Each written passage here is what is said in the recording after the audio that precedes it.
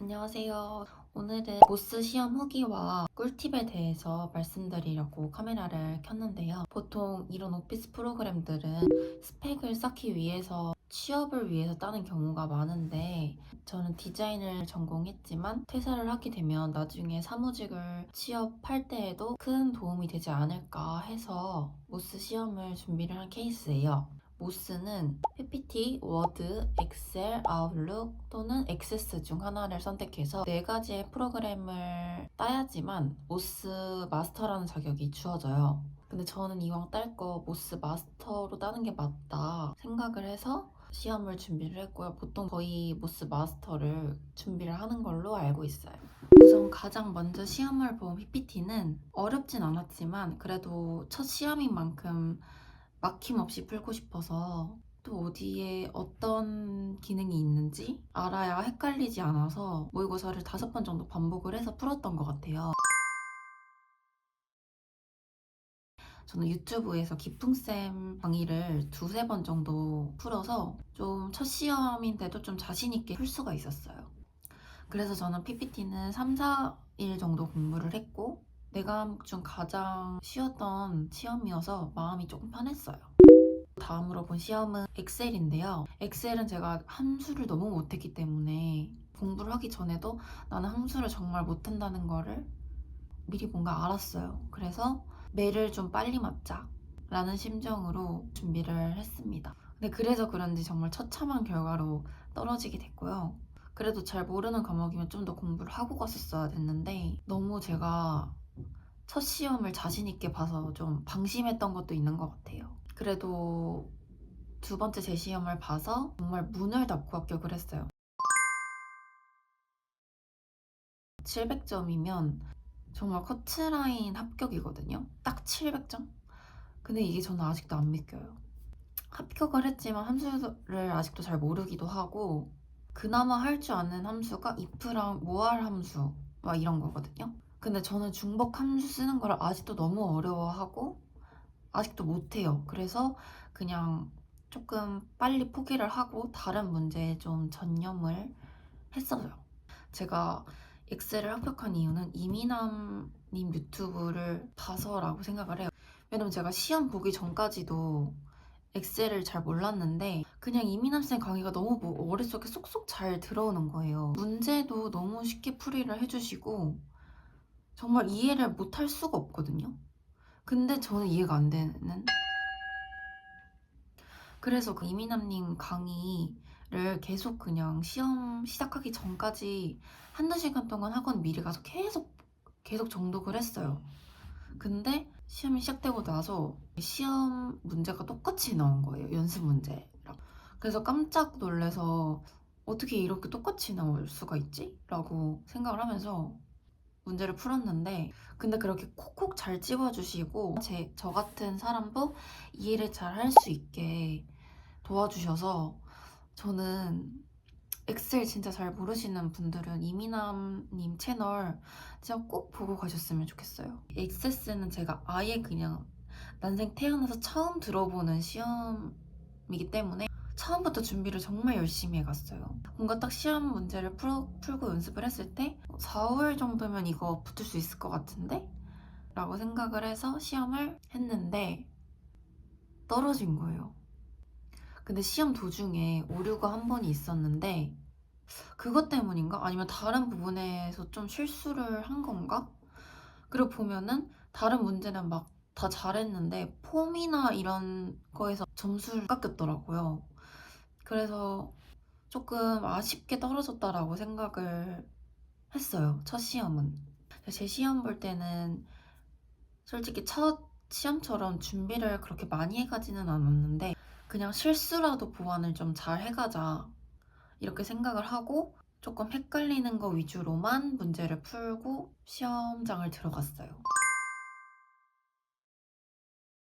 그래서 나름 고득점으로 합격을 할 수 있게 된 것 같고 저는 솔직히 공부하면서 액세스는 그렇게까지 어렵다고 생각은 안 들거든요. 실수만 안 하면 무조건 합격할 수 있는 프로그램 같아요.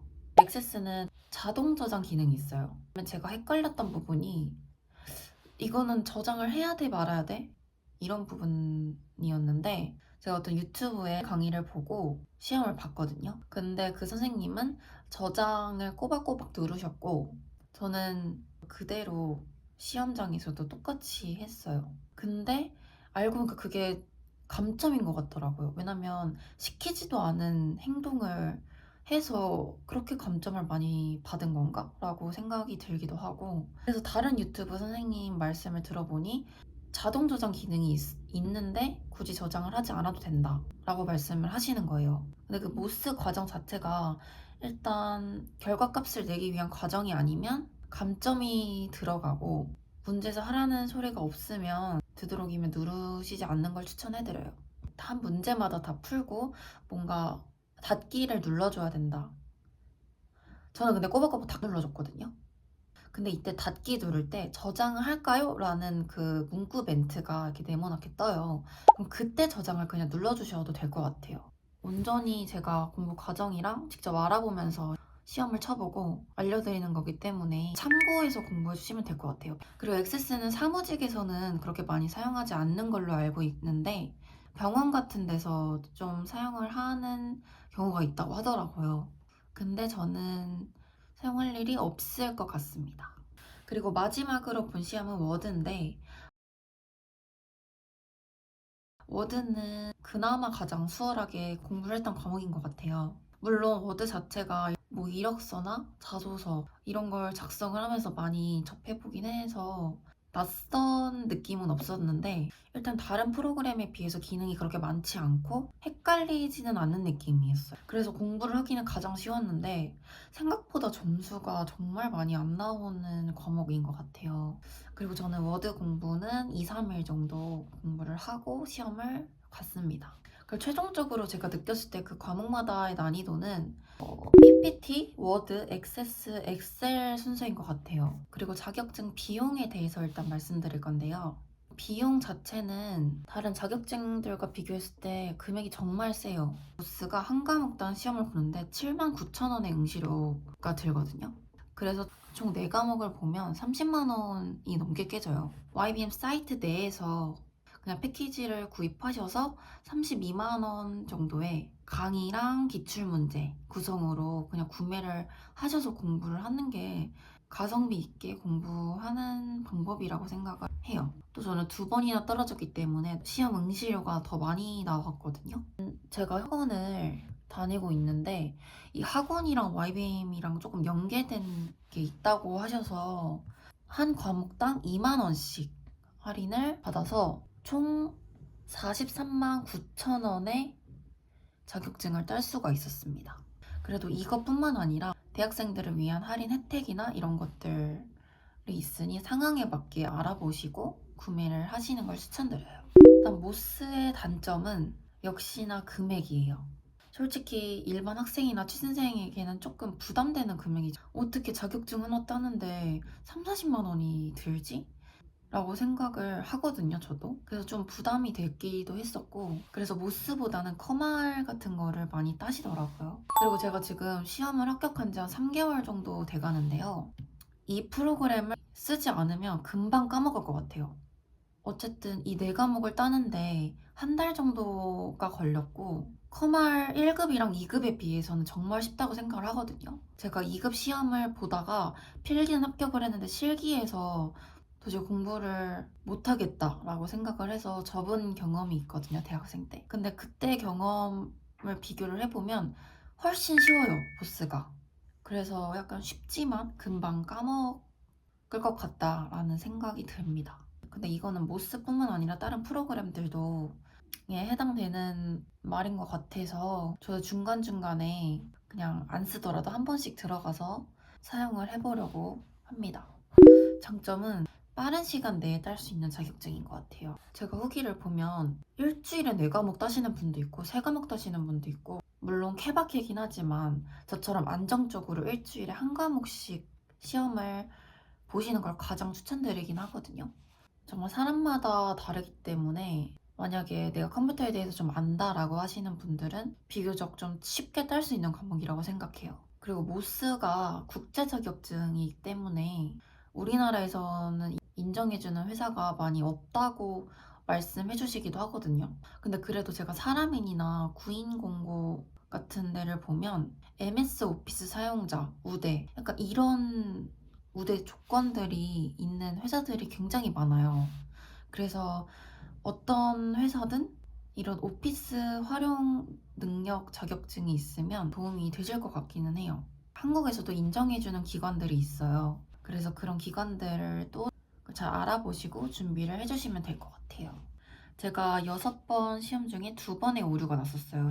근데 이게 컴퓨터 문제일 수도 있고 수식어를 이상하게 입력을 해서 그냥 컴퓨터에서 오류가 난 걸 수도 있거든요. 진짜 많이 당황하는데 일단 당황하시지 말고 감독관님한테 바로 손들어서 말씀을 해주시면 바로 오셔서 해결을 해주시거든요. 그리고 문제를 보면 정말 정말 읽기 싫어질 때가 있어요.